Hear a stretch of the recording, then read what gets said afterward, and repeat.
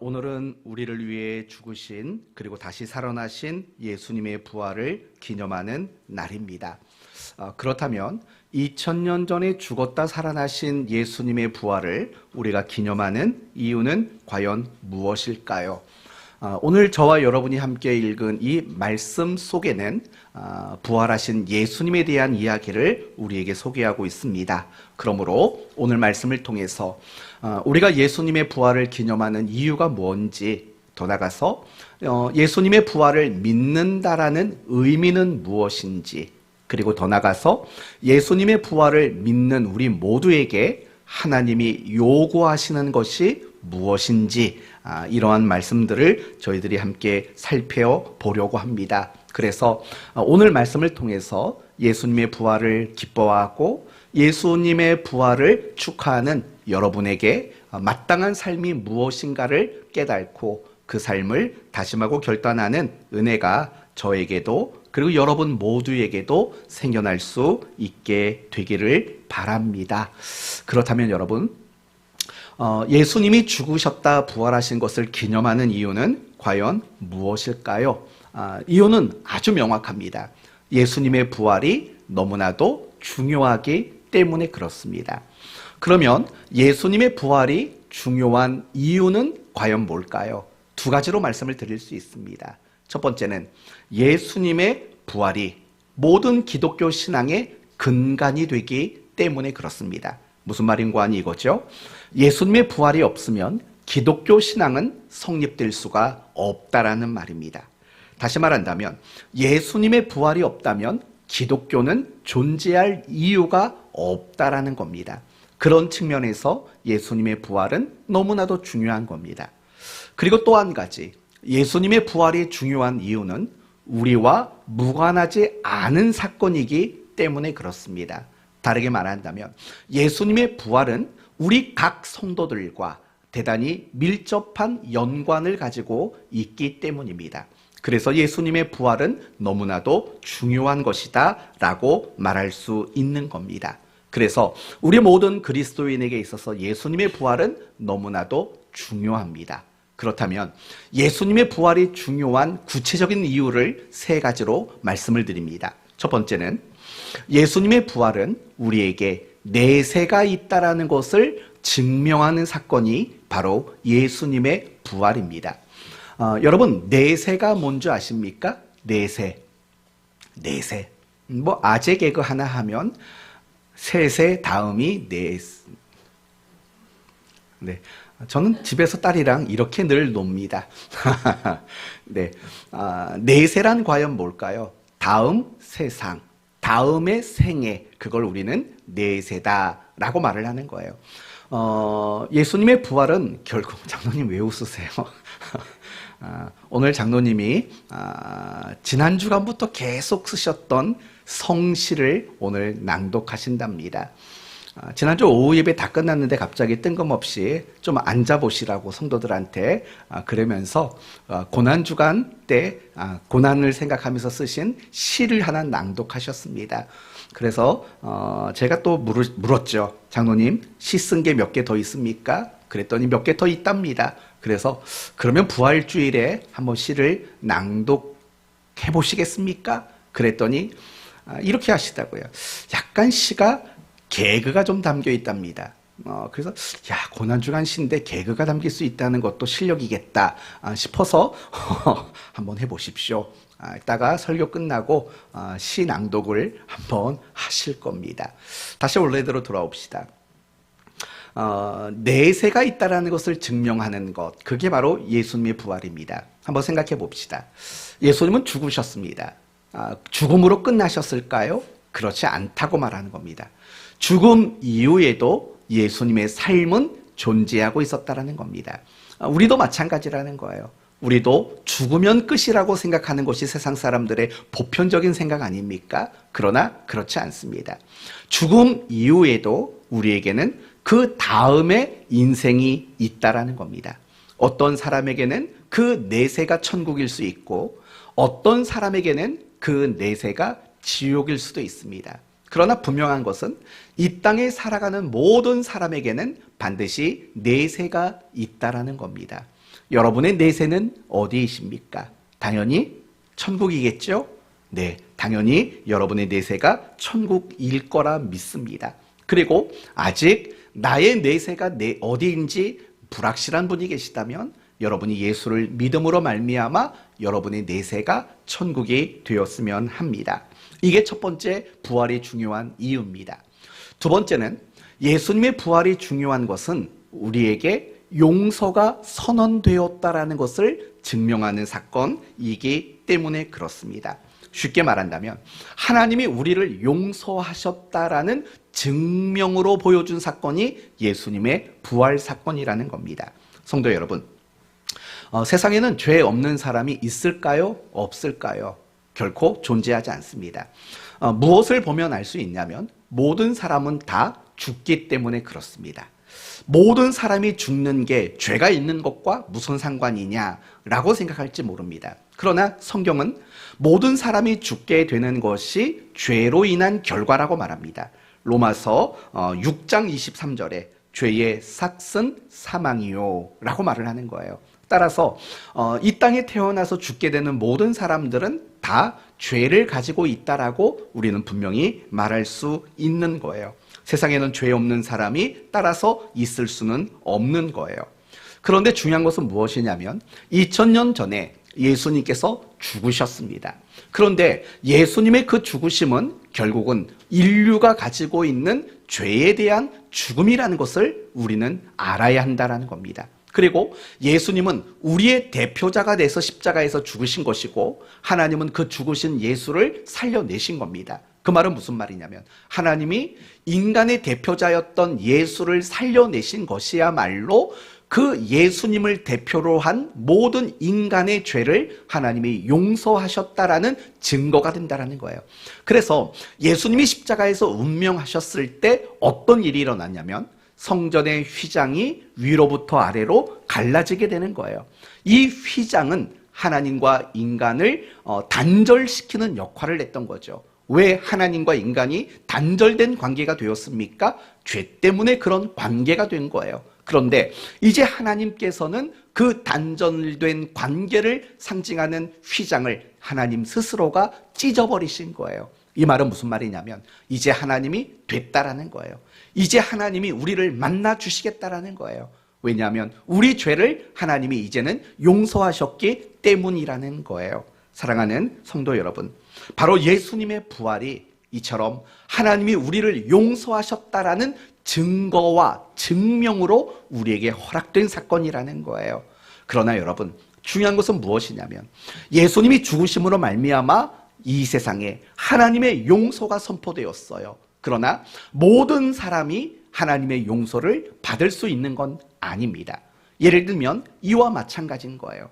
우리가 마트에 가면 여러 가지 물건들을 구매하지 않습니까? 내가 끌고 있는 카트에 물건을 담아도 그 물건은 내 것이 되질 않습니다. 내 카트에 담겨있는 물건이 내 것이 되기 위해서는 어떻게 해야 됩니까? 그 물건에 대한 정당한 값을, 대가를 지불해야지만 그 물건은 내 것이 되는 겁니다. 마찬가지입니다.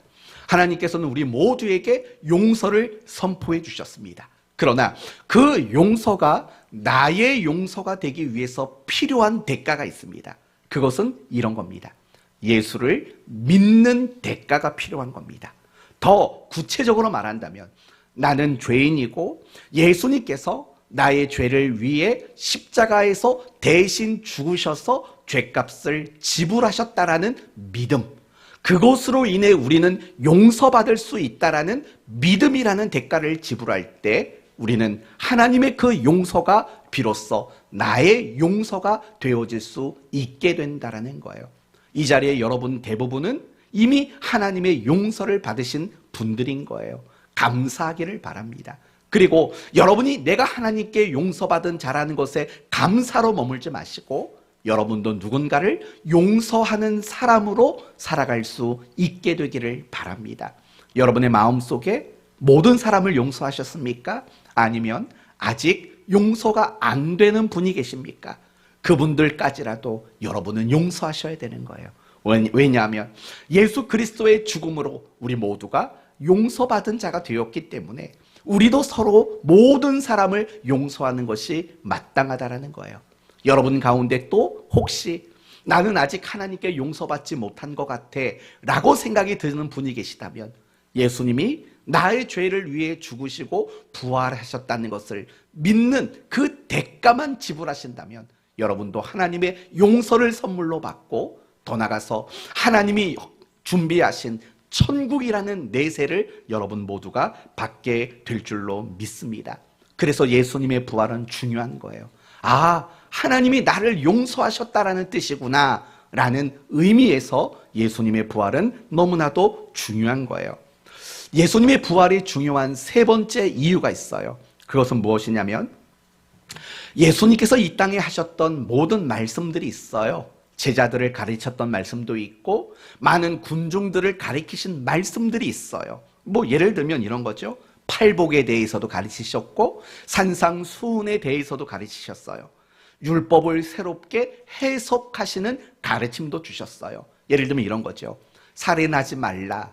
이것을 예수님은 어떻게 해석을 해주셨냐면 누군가를 미워하고 누군가에게 함부로 대우하는 거, 나쁜 태도를 취하는 거, 이것까지 살인이다. 이런 식으로 예수님은 많은 사람들을 가르쳐 주셨어요. 기도를 가르치셨고 구제를 가르치셨고 금식을 가르치셨고 무엇보다도 섬기는 사람, 자기를 낮추는 사람이 되라고 가르치셨어요. 그거 말고도 너무나도 많은 가르침을 여러 사람들에게 주셨다고요. 그런데 예수님의 부활이 무엇을 증거하냐면 예수님이 가르치셨던 모든 말씀, 그리고 더 나아가서 성경의 모든 말씀이 바로 참이요 진리라는 사실을 입증하신 사건이 바로 예수님의 부활 사건이라는 거예요. 그게 무엇이냐면 성경에 기록된 모든 말씀 가운데 결국은 예수님의 죽음과 부활이 가장 중요한 위치에 있기 때문에 그래요.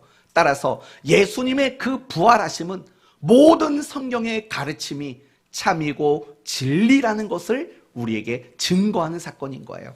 바로 이 부분을 예수님의 제자들의 모습을 통해서 여러분에게 확인시켜 드리도록 할게요.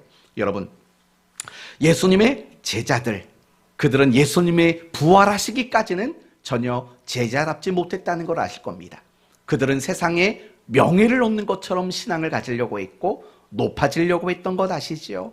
뿐만 아니라 그들은 정말 자신의 삶을 포기했던 그 자리로 다시 되돌아갔던 사람이에요. 이기적인 사람들이고 두려움도 굉장히 많았던 사람이에요. 누가 봐도 예수님의 제자답지 못했던 사람들이에요. 예수님을 부인하고 도망쳐버린 사람들이기도 합니다. 그렇다면 이 제자들은 어떤 사람입니까? 예수님께 가르침을 받았고 예수님과 함께 기적을 목격했고 때로는 심지어 자기들도 기적을 행해봤던 사람들이에요. 그런데도 그들은 온갖 두려움에 사로잡혀서 전혀 그리스도인답지를 못했어요. 그들은 항상 높은 사람이 되고 싶은 욕망 가운데 그들은 늘 살 수밖에 없었던 사람들이에요. 아주 형편없는 사람들이죠. 그런데요, 이제 사도행전으로 넘어가 보면 제자들의 모습이 전혀 딴 사람으로 바뀌게 돼요. 예를 들면 이렇게 바뀌게 되죠. 그들은 더 이상 두려움을 갖지 않게 돼요. 사람들이 아무리 위협하고 사람들이 아무리 감옥에 집어넣은들 그들은 전혀 두려워하지 않고 담대히 예수 그리스도의 복음을 증거하는 그런 사람이 되었어요. 그들은 욕심부리지 않았어요. 자신의 재산을 다 팔아서 정말 가난한 자들에게 나누어 주는 것을 그들은 실천했어요. 그들은 더 이상 높은 자가 되려고 하지 않았어요. 가장 낮은 자가 돼서 서로를 섬기려고 하는 그런 모습으로 제자들은 살았어요. 그러면 이제 우리는 아주 중요한 한 가지 질문을 해야 돼요. 그게 뭐냐면 원래 제자들의 모습은 두려움이 많았고 교만했고 정말 그런 보잘것없는 모습이었잖아요. 그런데 그랬던 예수님의 제자들이 정말 딴 사람으로 변화될 수 있었던 이유는 과연 뭐냐? 이걸 한번 물어보셔야 돼요. 그러면 여러분의 대답은 무엇이 나올 것 같습니까? 바로 예수님의 부활에 대한 확신 때문이라는 거예요. 예수님이 부활하신 그 사건이 예수님의 제자들로 하여금 전혀 새로운 사람으로 바꾸어 놓았다라는 거예요. 그러면 사도 바울의 이야기를 해봅시다. 사도 바울은 사도행전 8장 이전에는 예수 믿는 사람들을 박해하는 그런 사람이었어요. 예수를 박해하고 하는 일에 가장 열정을 내고 앞장섰던 사람이에요. 그런데 그가 이제 9장 이후로 넘어가 보면 이제 복음을 증거하고 이방인을 주께로 인도하는 귀한 일에 쓰임받는 사람이 되고 말아요. 과연 무엇이 바울의 모습을 그렇게 바꾸어 놨을까요? 그것은 부활하신 예수님을 다메섹에서 만났기 때문입니다. 그렇다면 중요한 것은 도대체 예수님의 부활이 무엇을 증거하기 때문에 그들이 그렇게 변했느냐?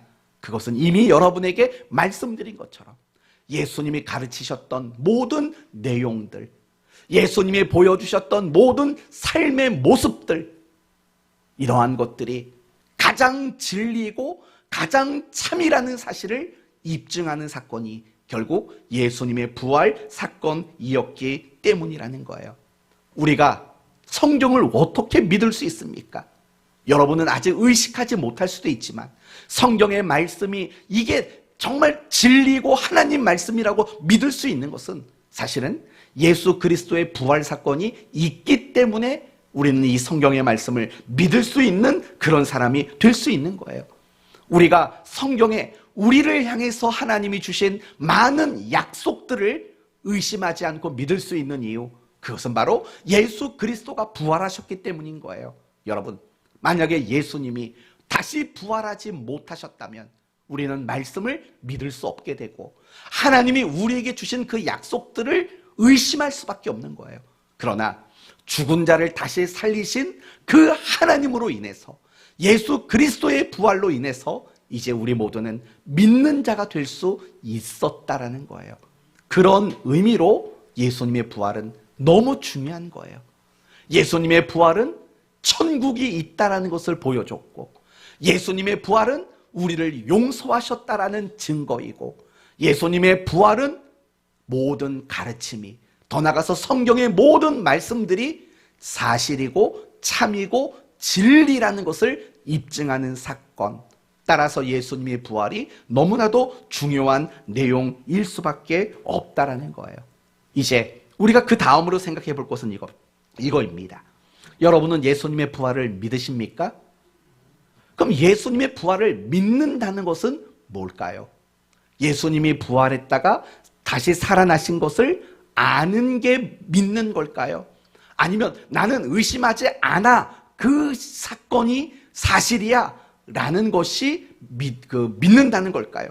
사실 그런 개념이 아니죠. 우리가 예수님을 믿는다라는 것을 분명히 이해할 필요가 있어요. 그걸 위해서는요, 부활이 무엇인가를 생각해 봐야 돼요. 제가 거의 매년마다 여러분에게 하는 질문이 있습니다. 그 질문이 뭐냐 이거죠. 부활이 뭡니까? 라는 질문입니다. 그럼 올해도 여러분에게 다시 한번 묻습니다. 부활이란 뭘까요? 부활이 뭐죠? 아마 이렇게 대답하고 싶으실 거예요. 죽었던 사람이 다시 살아나는 것. 우리는 그것을 부활이라고 생각을 해요.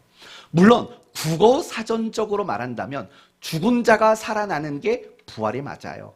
그러나 성경이 말하는 부활의 본질은 사실은 좀 달라요.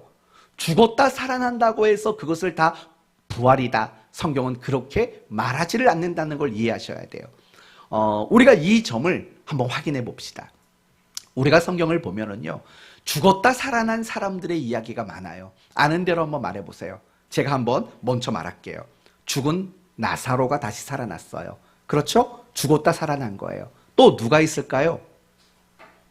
누가 있죠? 회당장 야이로의 12살 먹은 딸, 그 딸도 죽었다가 살아났어요. 또 누가 있을까요? 베드로의 설교를 듣다가 3층에서 떨어져 죽은 그 사람이 누구죠? 유드고. 이 사람도 죽었다가 다시 살아났어요. 또 누가 있을까요? 사르밧 과부의 아들도 죽었다 살아났어요. 또 수넴 여인의 아들도 죽었다가 살아났어요. 뿐만 아니라 예수님이 십자가에서 운명하셨을 때 이미 무덤에 들어갔던 사람들이 다시 살아나서 무덤을 열고 나오는 일들이 있었어요. 굉장히 많은 사람들이었어요. 그렇다면 이제 묻겠습니다. 나사로, 야이로의 딸, 유두고, 수냄 여인, 사르밧 과부의 아들, 예수님 당시 죽으셨을 때 죽은 무덤에서 다시 나온 사람들, 이 사람들은 부활했을까요? 왜 아니라고 말해요? 왜 아니라고 말할까요? 그러면 다시 다른 걸 물어볼게요. 예수님은 우리의 죄를 짊어지시고 십자가에서 죽으셨어요. 그리고 3일 만에 다시 살아나셨어요. 예수님은 부활하신 건가요? 맞아요. 우리 예수님의 부활을 우리는 조금도 의심하지 않아요. 그런데 참 애매한 게 이게 나사로 또는 회당장 야이로의 딸, 유두고 이런 사람들이 부활했냐고 물어보면 예, 부활했어요 라고 선뜻 대답하기가 애매해요. 예수님이 죽었다 살아난 거에 대해서는 예, 맞아요, 부활했어요 라고 우리는 자신 있게 말한다고요. 참 왜 그럴까요? 그것을 생각하기 전에 하나만 더 말씀을 한번 나눠보도록 합시다. 우리가 고린도전서 15장 무렵에 보시면은요, 예수님이 재림하시는 날 일어나는 사건에 대해서 이야기해요. 어떤 일이 일어나냐면 예수님이 재림하시면 이미 죽었던 자들이 다시 신령한 몸으로 다시 살아나는 일이 일어나요. 그럼 여러분에게 물을게요. 예수님이 재림하시는 날 살아있는 사람들은 어떻게 될까요? 이미 죽은 자들은 다시 신령한 몸으로 부활을 해요. 다시 깨어나요. 그러면 예수님이 재림하시는 날, 우리도 그 날을 볼 수도 있을지도 모르죠. 일찍 오시면. 여러분은 어떻게 될까요? 재림하셨어요. 죽었다가 다시 살아나실까요? 어떻게 될 것 같아요? 어떻게 될까요? 죽었다가 다시 살고 싶으세요? 아니면 그냥 변화되고 싶으세요? 그냥 변화되는 거죠. 죽었다가 살지를 않아요. 그런데 여러분, 이 부분에서 이걸 생각해 봐요. 만약에 부활이라는 것을 죽었다가 다시 살아나는 것으로 말하면 성경에 부활을 2번 경험하는 사람이 있어요. 예를 들면 나사로 죽었다 살아났잖아요. 그리고 주님이 재림하시면 나사로가 또 살아날 거잖아요. 그럼 부활을 2번 경험해요. 그런데 예수님이 재림하시는 그날 살아있는 사람들은 부활을 경험 못해요. 왜요? 안 죽었잖아요. 그러니 이 이야기가 성립이 될 수가 없는 거예요. 그러면 우리는 정말 신중하게 되짚어서 이야기해야 돼요. 부활이 뭘까? 흔히 죽었다가 살아나는 거, 그거 가지고 더 이상 여러분이 얘기를 하면 안 돼요. 그러면 성경이 말하는 부활은 도대체 뭐냐? 한마디로 말하면 변화예요. 변화. 성경이 말하는 부활의 핵심은 변화라는 데 있다는 것을 기억해야 돼요. 고린도 전서 15장에 보시면 51절에 이런 말이 나와요. 마지막 나팔의 순식간에 홀연히 다 변화되리니 52절에는 나팔 소리가 나매 죽은 자들이 썩지 아니할 것으로 다시 살아나고 우리도 변화되리라. 여기서 말하는 우리라는 것은 살아있는 우리를 말하는 거예요. 우리도 변화되리라. 결국은 부활이 뭐냐라고 성경이 묻는다면 이렇게 대답하는 게 맞아요. 변화되는 게 바로 부활의 본질인 거예요. 더 정확히 말하면 썩을 몸에서 썩지 않는 몸으로 변화되는 것. 죄악되고 제한된 몸에서 제한이 없는 신령한 몸으로 변화되는 것. 그것을 성경은 부활이라고 말해요. 이제 이런 관점으로 보시면 여러분 대답은 너무 쉬워졌어요. 나사로가 부활했을까요? 아닙니다. 살아는 났습니다. 그러나 그것을 성경의 관점으로 부활이라고 말하지 않아요. 왜냐하면 나사로는 나중에 또 죽었잖아요. 나사로가 살아나서 영원히 살고 있을까요? 아니에요. 어느 정도 살다가 나사로는 또 죽었어요. 회당장 야이로의 딸도 다시 살아났지만 어느 정도 살다가 아마 그 아이도 또 죽었을 거라고요. 왜냐? 그 몸은 여전히 그 몸을 가지고 있었기 때문이에요. 죄된 몸, 제한이 있는 몸, 그런 몸을 가지고 다시 살았기 때문에 그걸 우리는 부활이라고 말하지 않아요. 아무것도 변한 게 없거든요. 그러나 예수님이 죽었다 살아난 것을 우리는 부활이라고 말해요. 그 이유가 뭐냐면 예수님의 그 몸이 이전의 몸과 달라졌거든요. 이전에는 예수님은 시간과 공간 모든 것에 제약을 받았어요. 그러나 예수님이 부활하신 이후에는 그 몸이 어떻게 바뀌었냐면요, 문을 열지도 않았는데 문을 통과하는 몸, 그러나 제자들과 함께 음식을 먹을 수 있는 몸, 그 어느 곳에도 제한받지 않는 거룩하고 신령한 몸으로 그 몸이 바뀌었다고요. 그래서 예수님을 우리는 부활했다라고 이야기하고 있는 거예요. 사랑하는 성도 여러분, 그래서 부활이란 무엇이냐라고 묻는다면 그것은 이렇게 말하는 게 맞아요. 변화입니다. 더 구체적으로 말해보시오 라고 말한다면, 죄악된 몸에서 신령한 몸으로, 제한을 받는 몸에서 제한을 받지 않는 몸으로의 변화, 그것이 바로 성경이 말하는 부활의 핵심이고 부활의 본질이라는 걸 아셔야 돼요. 저와 여러분 모두는 부활을 약속받았어요. 어떤 몸으로 우리가 부활합니까? 신령한 몸으로. 무엇에도 제한을 받지 않는 몸으로 우리는 부활할 것에 대한 약속을 받았어요. 그렇다면 여러분, 이 부활의 본질을 근거로 부활을 믿는다라는 말의 뜻이 뭔가를 생각해 보면 이제 우리는 더 명확한 답을 찾게 되는 거예요. 무엇이냐면 이런 거예요. 예수님의 부활을 믿는다는 것은 끊임없이 나를 무엇하는 걸까요? 변화시켜가는 거예요. 어떻게 해요? 더 거룩한 사람으로 나를 변화시켜가는 것, 나를 더 신령한 사람으로 변화시켜가는 것, 나를 더 예수님 닮은 자로 변화시켜가는 것, 이것이 바로 예수님의 부활을 믿는다라는 말의 의미라는 사실을 우리는 잊지 말아야 돼요. 예수님의 부활을 통해서 정확무오한 하나님의 말씀이라고 입증된 성경의 말씀을 내 삶의 기준과 원칙과 표준으로 삼고 그것을 근거로 날마다 나를 뜯어 고치는 것, 그것이 바로 성경이 말하는 부활이며 그 부활을 믿는 자들에게 요구되는 마땅한 삶이라고 성경은 우리에게 가르쳐주고 있는 거예요. 여러분이 예수님의 부활을 믿는다면요, 다른 데 관심을 두시면 안 돼요. 어디에 관심을 두냐면 하나님의 말씀이 정답이에요. 그리고 내 삶을 점검하는 거예요. 말씀을 근거로 내 삶을 봤을 때 잘못된 것들이 있지 않겠습니까? 그런 것들을 수정하는 거예요. 그런 걸 자꾸 고쳐가는 거예요. 그런 것들이 바로 예수님의 부활을 믿는다라는 말의 가장 중요한 핵심일 수밖에 없는 거예요. 신앙생활이란 뭐냐고 물어본다면 열심을 내는 것이 신앙생활의 전부가 아닌 거예요. 내가 신앙생활 속에 진심을 가지고 있는 것이 전부가 될 수 없어요. 그거보다 훨씬 더 중요한 것은 끊임없이 나를 고치고 끊임없이 나를 변화시켜가는 것, 그것이 신앙생활에 있어서 가장 중요한 본질이고 핵심이다, 이렇게 우리는 말할 수 있다라는 거예요. 우리는 매년 부활절을 지킨다고요. 우리가 매년마다 부활절을 지키는 이유는 뭘까요? 몰랐던 예수님의 부활에 대해서 뭔가 더 배우기 위한 목적일까요?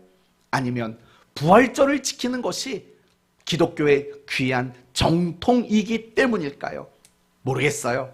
하지만 제가 알고 있는 분명한 이유는 그거예요. 나는 지난 1년 동안 정말 하나님 앞에 내 자신을 더 많이 변화시켰고 나를 더 많이 고쳐냈는가를 점검받으려고, 하나님 앞에서 내 모습을 점검받으려고 우리는 이 부활주의를 지키는 게 가장 확실한 이유예요. 오늘 여러분이 이 자리에 앉아있는 것은요, 어떤 모습으로 앉아있냐면 이제 하나님께 지난 1년간의 삶을 지금 점검받는 모습으로 앉아있는 거예요. 여러분 한 사람 한 사람이 지난 1년 동안 하나님의 말씀을 가지고 나를 더 하나님 사람답게 변화시켰는가? 나를 더 고쳤는가? 내가 더 나아졌는가? 이런 것들을 점검받는 시간이 바로 이 부활주일 이 시간이라는 사실을 우리는 잊지 말아야 돼요. 그리고 더 나가서 다짐하는 시간이 돼야 되죠. 하나님, 제가 나름대로 노력은 했어요. 근데 많이 부족했습니다. 그러니 오늘을 시작으로 내가 내년 부활절까지 나를 더 열심히 고쳐가려고 하나님 노력하겠습니다 라고 그렇게 다짐하는 바로 그 시간이 오늘이 되어야 한다라는 거예요. 성도 여러분, 여러분은 어떻습니까? 작년도 부활절 이후로 오늘 여러분의 모습이 더 나아지셨습니까?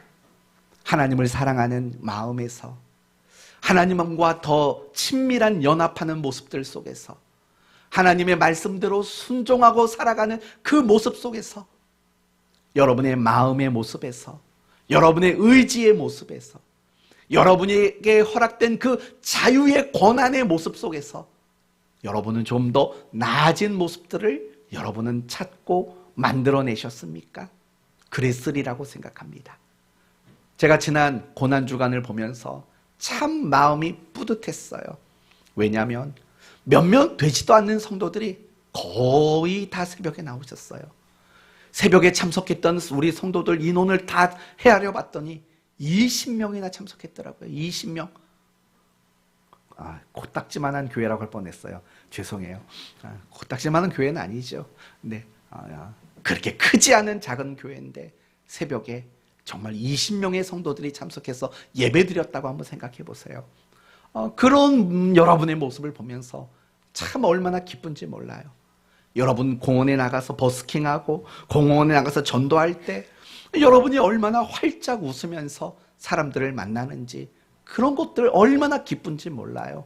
분명히 여러분은 지난 1년 동안 여러분의 모든 면에서 더 좋은 모습으로 변화되었으리라 생각합니다. 그리고 그 점이 하나님 앞에 참 감사한 모습인 거죠. 하지만요, 아직은 우리 안에 변화돼야 될 게 남았어요. 아직도 꼴배기 싫은 사람이 있잖아요. 그렇죠? 꼴배기 싫은 사람이 있고, 아직도 못마땅한 사람이 있고, 아직도 불쑥불쑥 올라오는 그 혈기도 있고, 아직도 교만도 있고, 아직도 하나님 앞에 결단하지 못한 것도 너무 많이 있고, 아직도 우리는 고쳐가야 할 게 너무 많은 사람들인 거예요. 이미 많이 고쳐오셨지만 만족하지 마시고, 정말 여러분이 완전한 데 이를 때까지 여러분 자신을 변화시키고 고쳐나가는 바로 그 일에 힘쓰는 여러분 모두가 되셨으면 좋겠어요. 내년도 부활절 예배가요, 더 변화된, 더 고쳐져서 만들어진 그런 모습으로 나오는 게 여러분의 소원이 되어야 되고 여러분의 신앙의 목표가 되어야 되는 거예요. 무슨 말인지 아시겠죠? 이제 끝으로 한 가지만 더 말씀드리고 마칠게요. 오늘 본문 7절을 한번 보시겠어요? 7절 말씀을 보시면, 또 빨리 가서 그의 제자들에게 이르되 그가 죽은 자 가운데서 살아나셨고 너희보다 먼저 갈릴리로 가시나니 거기서 너희가 배우리라 하라. 보라, 내가 너희에게 일렀느니라. 무슨 말이냐면, 예수님의 부활을 목격한 여인들에게 천사가 이런 말을 하는 겁니다. 제자들을 가서 찾아라. 그리고 제자들을 만나면 제자들에게 지금 당장 어디로 가라고 전달하라는 겁니까? 갈릴리로 가라 라고 전달하라는 거예요. 또 10절 말씀을 보시면, 이에 예수께서 이르시되, 이건 뭐냐면요, 조금 전에 천사를 통해서 갈릴리로 가라는 명령을 들었던 여자들이 이번에 누구를 만났냐면 예수님, 부활하신 예수님을 여자들이 만난 거예요. 보세요. 10절.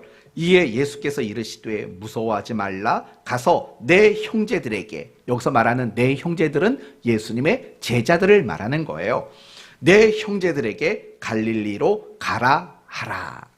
그러니까 지금 이 여자들은요, 천사들에게 그리고 예수님에게 어떤 한 가지 명령을 받은 거예요. 예수님의 제자들에게 가서 뭘 말하라는 거죠? 갈릴리로 빨리 가라고 그 말을 전달해라 라는 이 명령을 여자들이 받아 듣게 된 거예요. 그렇다면 여러분, 이제 생각해 봅시다. 지금 왜 예수님은 부활하신 이후에 제자들에게 갈릴리로 가라고 명령하셨을까요? 차라리 예루살렘으로 가라라고 말하면 더 좋지 않았을까요? 왜냐하면 예루살렘에는 더 많은 사람들이 있잖아요. 그리고 예루살렘에는 예수님을 십자가에 못 박아 죽인 사람들이 있잖아요. 거기로 가라고 말한다면 굉장히 굉장한 일이 일어났지 않았을까요? 뿐만 아니라 예수님께서 그들을 로마로 가라고 말씀하셨으면 더 좋지 않았을까요? 로마로 가라. 그럼 제자들 마음에도 사실은 예루살렘으로 가고 싶고 로마로도 가고 싶은 마음들이 더 크지 않았을까요? 갈릴리는 촌동네잖아요. 갈릴리는 시골이잖아요. 이왕이면 대도시로 가고 엄청난 나라로 가라고 명령한다면 훨씬 더 좋지 않을까요? 근데 예수님은 제자들에게 갈릴리로 가라고 말했어요. 그 이유가 과연 뭘까요? 이유가 뭘까요? 두 가지 이유가 있을 거예요. 첫 번째 이유는요, 제자들을 다시 시작하도록 만드시기 위해서요. 여러분, 예수님의 제자들 대다수는, 상당수는 갈릴리 출신이라는 거 여러분 아실 겁니다. 그들은 갈릴리에서 제자로 부름을 받았어요. 그리고 예수님과 함께 주로 오랫동안 가장 많이 사역했던 지역이 갈릴리 지역이기도 하는 거예요. 예수님은 그들을 갈릴리로 보내요. 무슨 말이냐면 제자로서 실패한 그들로 하여금 다시 처음부터 제자로서의 삶을 시작하도록 권면하시는 거예요. 그래서 요한복음 말씀을 보시면요, 21장의 말씀을 보시면 제자들은 갈릴리로 가요. 그리고 예수님이 찾아가세요. 그때 제자들의 모습이 어떤 모습이냐면 그들이 처음 예수님께 부름받았던 모습과 똑같아요. 베드로와 그 동료들이 밤새도록 고기를 잡으려고 했지만 못 잡았어요. 그때 예수님께서 어떻게 하셨냐면 깊은 곳에 가서 배 오른편에 그물을 내려라 라고 똑같이 말씀을 하신다고요. 그때 그물이 찢어질 정도로 많은 고기를 잡게 돼요. 그게 뭐예요? 다시 부르시는 거예요, 제자들을.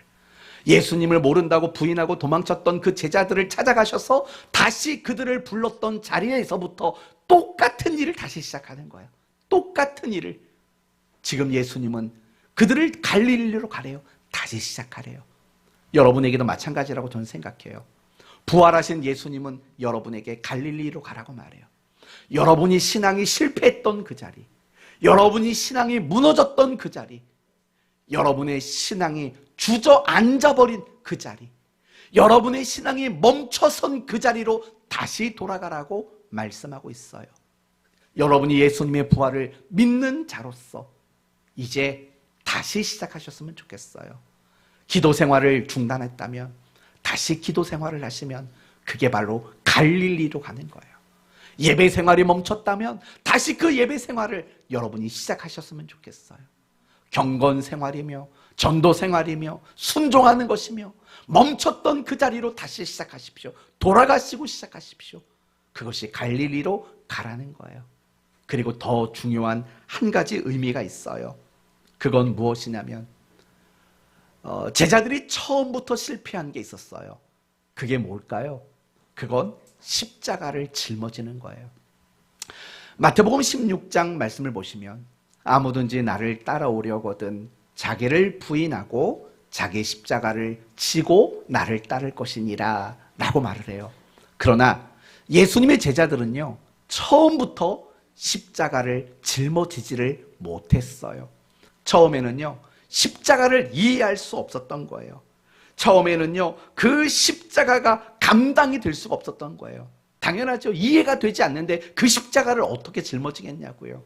그런데요, 지금 예수님은 제자들에게 갈릴리로 가래요. 그 말은 이런 뜻인 거예요. 다시 그 십자가를 짊어질 것을 요구하는 것이 바로 갈릴리로 가라라는 이 말 속에 담겨져 있는 거예요. 그리고 제자들은요, 예수님의 부활로 말미암아 이제 그 십자가를 짊어지는 자가 되었고 그 십자가가 무엇인가를 이해하는 자가 되었고 그 십자가를 기꺼이 감당하는 사람들이 되고 말았다라는 거예요. 여러분은 예수님의 부활을 믿으실 거예요. 그렇다면 여러분은 빨리 찾아보셔야 돼요. 뭘 찾아보셔야 되냐면 내 삶에 십자가가 있는지, 나는 십자가를 짊어지고 있는지, 나는 이걸 반드시 찾아봐야 되는 거예요. 예수님의 부활을 믿는다면 이제 더 이상 십자가는 두렵지 않은 거예요. 내가 예수님의 부활을 믿는다면 십자가는 더 이상 거부할 수 없는 기쁨의 증거가 되는 거예요. 여러분의 삶이 과연 십자가가 있는지를 한번 생각해 봐야 돼요. 자기를 부인하는 일이 있는지, 내 뜻을 접고 하나님의 뜻을 따라가는 일들이 있는지, 과연 십자가가 내 삶 속에 중심 가운데 자리 잡고 있는지 이걸 생각해 보셔야 돼요. 예수님의 부활 이전의 제자들은 십자가를 이해할 수 없고 십자가를 감당할 수 없었어요. 그러나 예수님이 부활하신 이후에 그들은 이제 십자가가 이해가 됐어요. 그리고 십자가를 받아들이게 되었고 그 십자가를 짊어지고 그 십자가를 감당할 수 있는 사람이 된 거예요. 여러분도 마찬가지예요. 예수님의 부활을 믿으신다면 이제 여러분의 삶은 십자가와 묶여있는 삶이 돼야 돼요.